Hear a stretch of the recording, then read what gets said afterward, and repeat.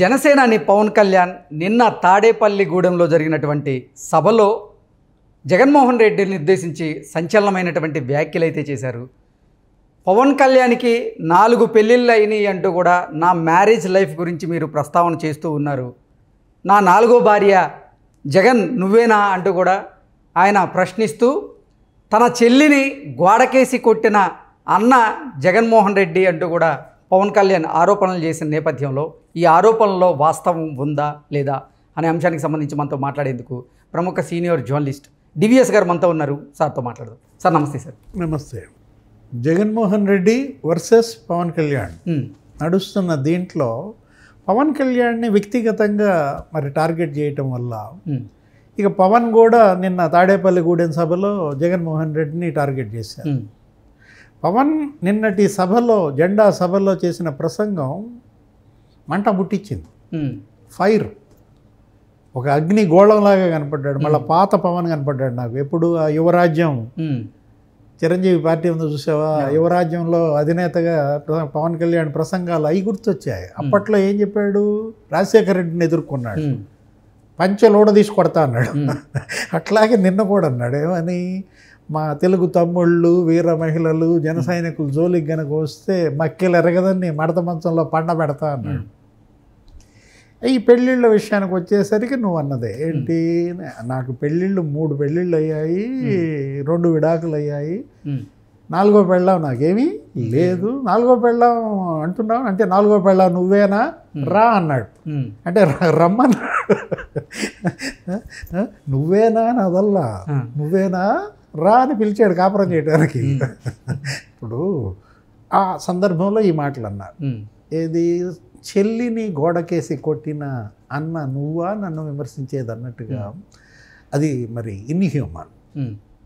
అది నిజంగా జరిగిందా జరగలేదా అనేది ఇది ఈ ఆరోపణలు ఎలాగో మనం నిజాలు కాదు. కానీ చెల్లి పట్ల అన్న అమానుష ప్రవర్తన ఇవాళ ఆంధ్రప్రదేశ్లో చర్చనీయాంశం.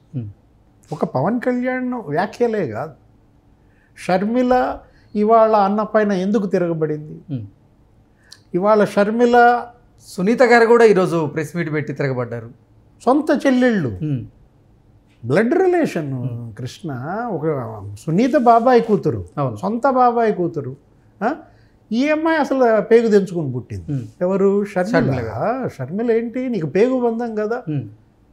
అలాంటిది మరి షర్మిలని తల గోడకేసి కొట్టడం అంటే, షర్మిల ఏమని చెప్పింది మొన్న, మా అన్న ఇతను కాదు, ఇప్పుడు ఉన్న తాడేపల్లిలో ముఖ్యమంత్రిగా ఉన్న అతను ఎవరో.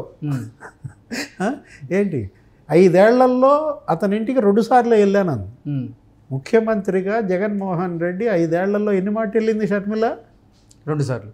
ఒకసారేమో ఇదనమాట, ఏది ఇప్పుడు నువ్వు చెప్పింది, పంచాయతీకి వెళ్ళాం, ఆ రోజు అమ్మ కూడా ఉంది, ఈ మాట అమ్మతో చెప్పించు. రెండవది మన శుభలాకీయటానికి వెళ్ళింది. అంటే ఇప్పుడు పవన్ కళ్యాణ్ అన్న మాటలు ఆ మొదటిసారి జరిగి ఉండాలి. ఓకే, జరిగి ఉంటే గనక ఏది, పంచాయతీ ఆస్తులకు సంబంధించి అదే కదా. ఇప్పుడు వాళ్ళ మధ్య అగాధం, ఆమెకు అన్యాయం జరిగింది కదా. ఇప్పుడు ఎన్టీ రామారావు ఆస్తిలో సమాన హక్కు తెచ్చాడు, ఆడబిడ్డలకు కూడా తండ్రి ఆస్తిలో సమాన హక్కు కదా. ఇప్పుడు మొన్న కూడా సుప్రీంకోర్టు కూడా అదే ఇచ్చేసింది నీకు తీర్పు కూడా, కేంద్రం కూడా దాన్ని చేసింది. ఇప్పుడు రాజశేఖర్ రెడ్డి, విజయమ్మ వాళ్ళ ఆస్తిలో సగం ఈమెది కదా. ఎవరిది? షర్మిలది. ఆ ఆస్తుల పంపకాల్లో విభేదాలే ఉండుంటాయి. అదే ఈ వైరుధ్యాలకి కారణం అనేది వాళ్ళు స్పష్టంగా కనపడుతుంది. పవన్ కళ్యాణ్ వ్యాఖ్యలు మరి అది నిజమే అయి ఉండొచ్చు. ఏదో పంచాయతీకి వెళ్ళానన్నది కదా, ఆ రోజు అమ్మ ఉంది అన్నది కదా, మరి ఆమె చెప్పాలి.